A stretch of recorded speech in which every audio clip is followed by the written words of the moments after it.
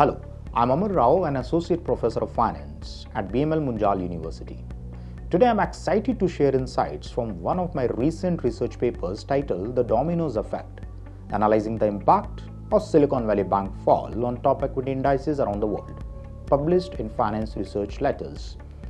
The study was born out of the need to understand the far-reaching implications of financial shocks in an increasingly interconnected global economy. The collapse of Silicon Valley Bank served as a significant event that provided a unique opportunity to study these dynamics. SVB, a cornerstone institution in the tech-heavy Silicon Valley region, had its downfall reverberate across financial markets globally, much like a set of dominoes. Our research basically tries to understand that kind of shock that it had on the equity indices.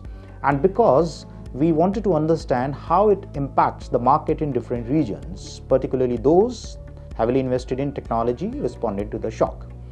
And the critical finding was that the significant financial exposure to the tech industry, the equity indices experienced more pronounced effect. And the decline was most noticeable in indices from countries with robust tech sectors such as the Nasdaq in the United States and the Hang Seng Tech in Hong Kong.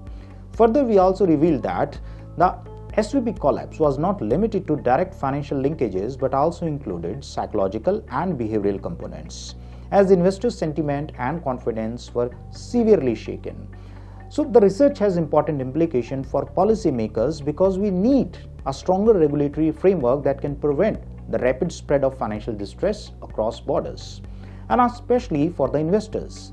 The study provides valuable insights into the risk associated with heavy concentration in specific sectors, particularly in times of economic uncertainty.